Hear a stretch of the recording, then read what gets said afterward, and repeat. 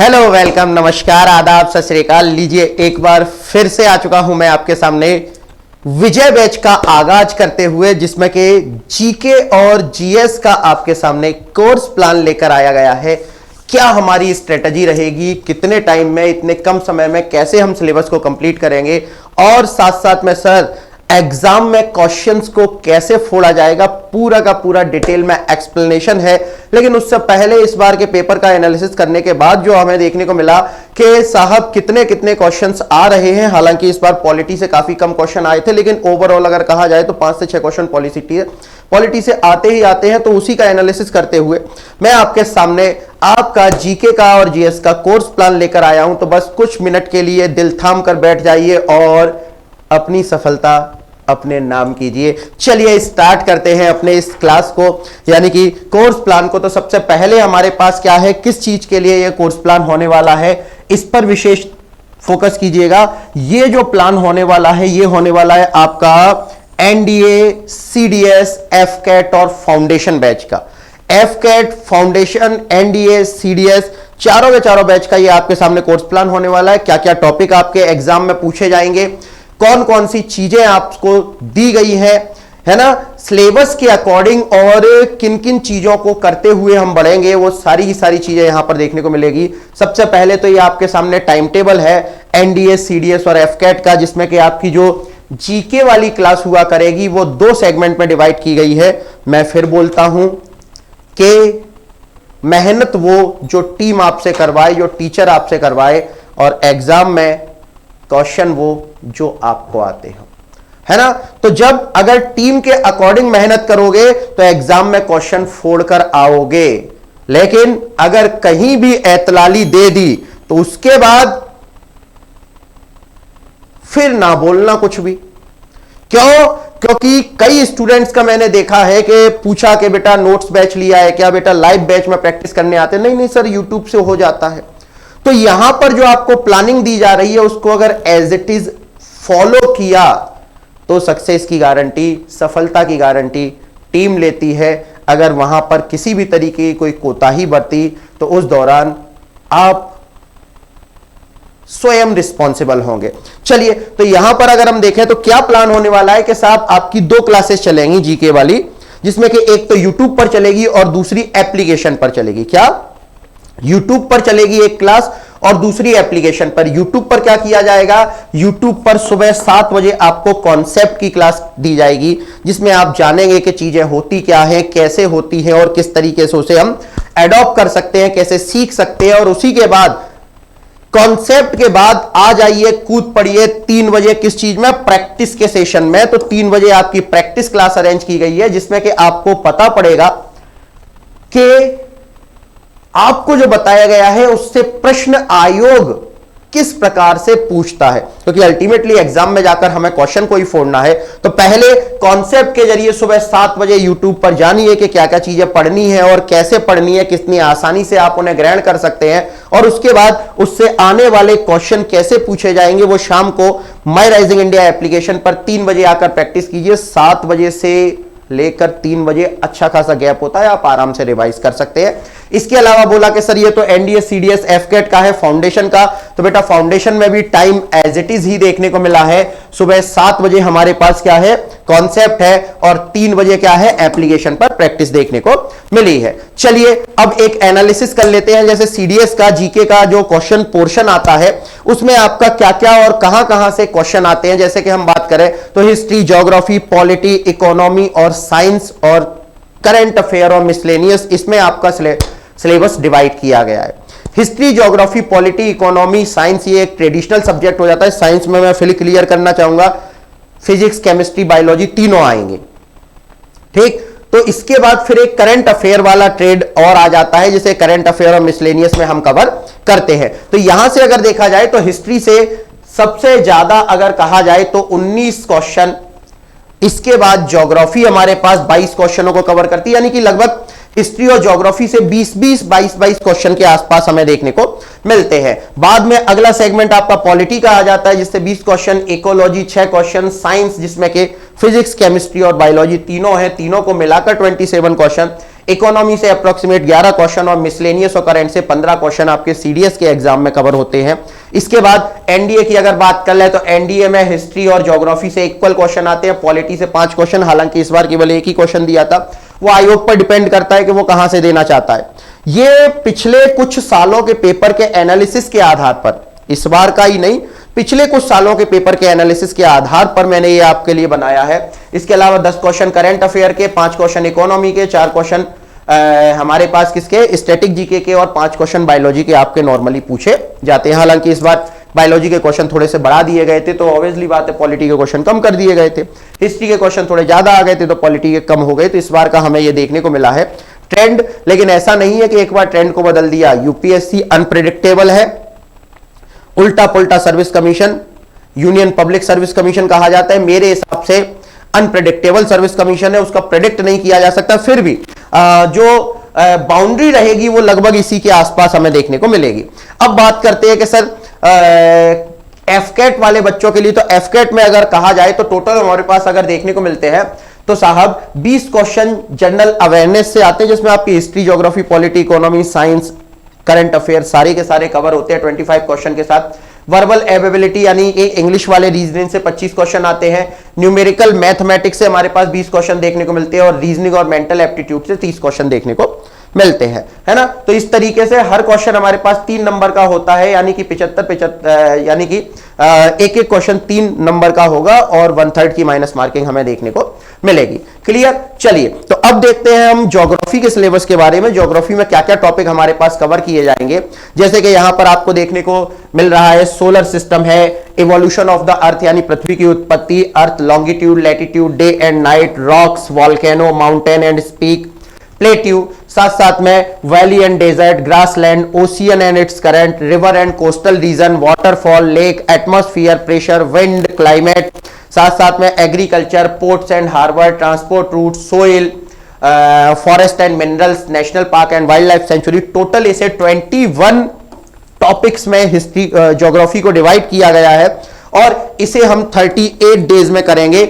लेकिन यहां पर ये आपको देखने को मिल रहा होगा कि सर ये बॉक्स किस चीज के बनाए हैं, तो ये बॉक्स मैं फिर से क्लियर करूंगा कि क्या है, ये YouTube के आवर्स है। कितने YouTube के आवर्स है, जिसमें कि हम जैसे कि अगर कहा जाए तो एग्रीकल्चर को 2 घंटे में पढ़ेंगे, है ना, पोर्ट एंड हार्बर को 1 घंटे में कंप्लीट करेंगे।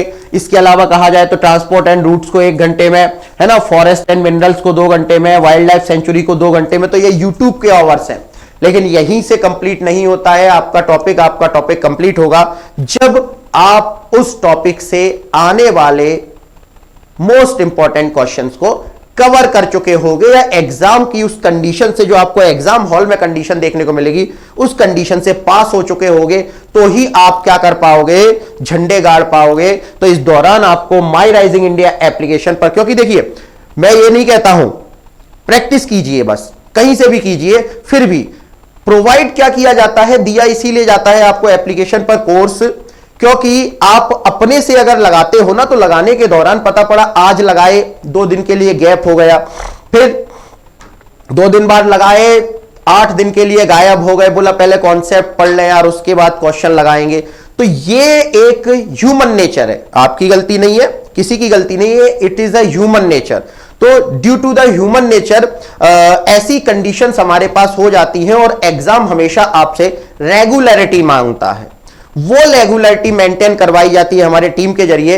एप्लीकेशन पर डे आपको प्रैक्टिस करवाई जाएगी, जितने घंटे के YouTube पर क्लास होगी बिल्कुल उतने ही घंटे की प्रैक्टिस आपको भी एप्लीकेशन पर करवाई जाएगी। जैसे 38 आवर्स की ज्योग्राफी की क्लास आपकी कंप्लीट हो रही है, तो 38 आवर्स की ही आपकी एप्लीकेशन पर प्रैक्टिस होगी। टोटल 76 आवर ज्योग्राफी को दिए जाएंगे। 76 आवर का मतलब अगर एक दिन में 1 घंटे की क्लास होती है, तो सोच लीजिएगा 1.5 महीने का सिलेबस है, और आपको कितने दिन में, 38 दिन में कंप्लीट करवाया जाएगा। और 2.5 महीने का सिलेबस है, सॉरी 1.5 बोल दिया, 2.5 महीने का सिलेबस है, 60 और 16, हाँ 2.5 महीने का सिलेबस 1 महीने में आपका कंप्लीट हो जाएगा, अगर ये प्लान आपने फॉलो किया तो।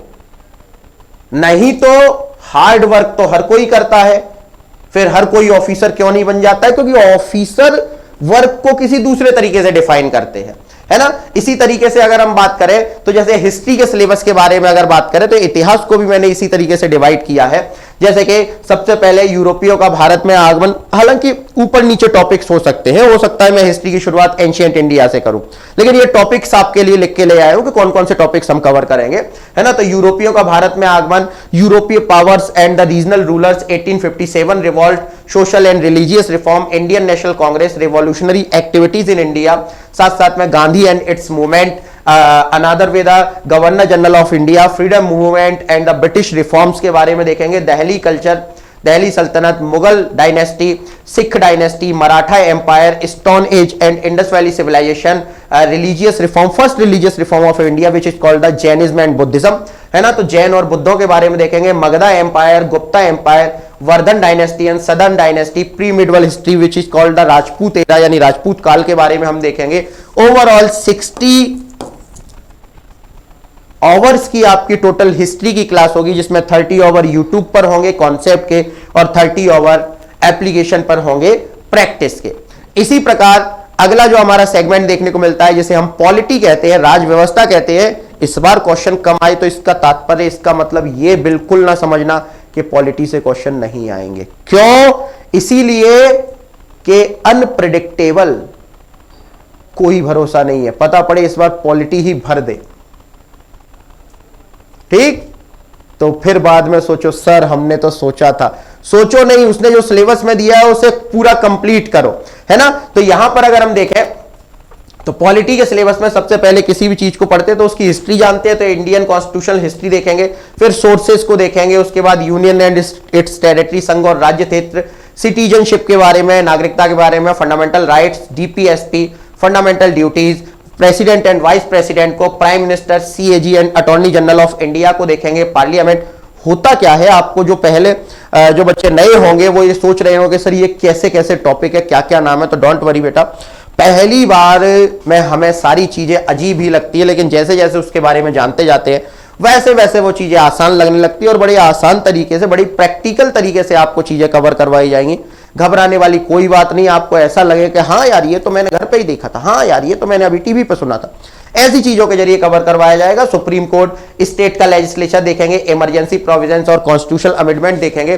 टोटल अगर कहा जाए तो 16 ओवर में आपकी पॉलिटी कंप्लीट करवाई जाएगी और 16 ओवर की उसकी यूट्यूब पर प्रैक्टिस होगी, यानी 32 ओवर में आपकी पॉलिटी का सिलेबस कंप्लीट।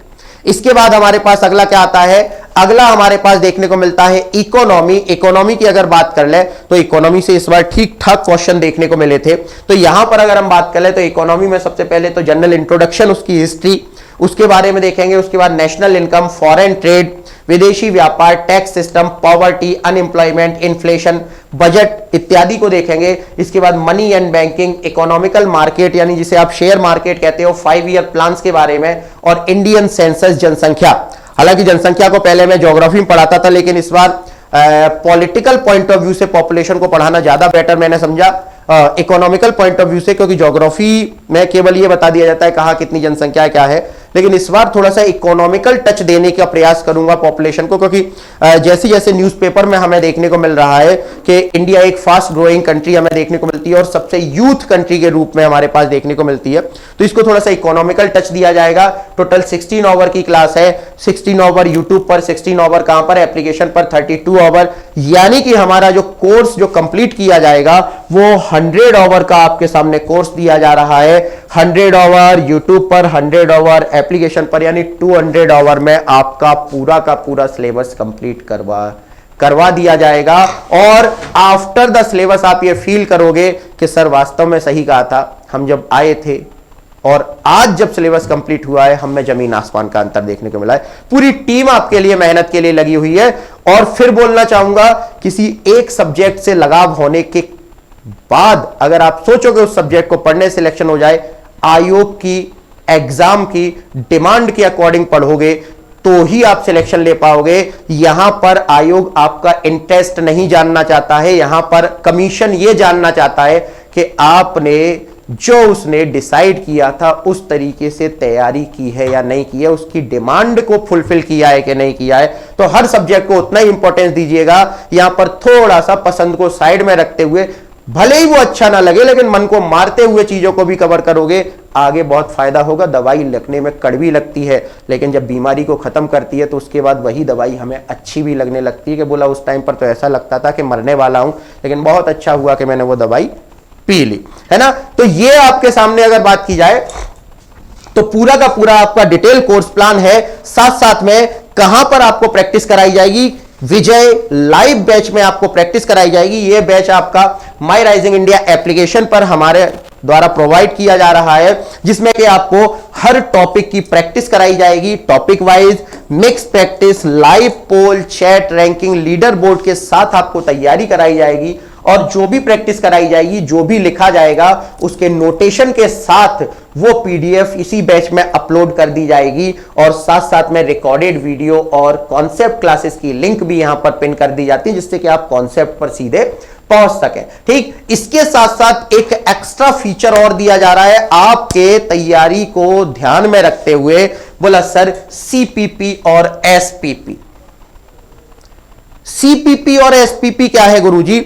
इसमें अगर हम बात करें तो जैसे ही आपका कोई टॉपिक कंप्लीट होगा, तो टॉपिक कंप्लीट होने के बाद उस टॉपिक से, उस चैप्टर के रिगार्डिंग एक एक्स्ट्रा मॉक टेस्ट और डाल दिया जाएगा विद सॉल्यूशन के साथ। जब ये सॉल्यूशन के साथ आप एक्स्ट्रा क्वेश्चंस लगाओगे, क्योंकि बेटा यूपीएससी में जितने ज्यादा से ज्यादा क्वेश्चन लगा लोगे, उतना ही ज्यादा से ज्यादा बेनिफिशियल आप फील करोगे। तो ये जो सीपीपी विद एक्स्ट्रा सॉल्यूशन डाली जाएंगी, वो 200 प्लस चैप्टर वाइज और साथ साथ में 40 जो सब्जेक्ट वाइज आपको प्रैक्टिस पेपर सॉल्यूशन के साथ प्रोवाइड किए जाएंगे।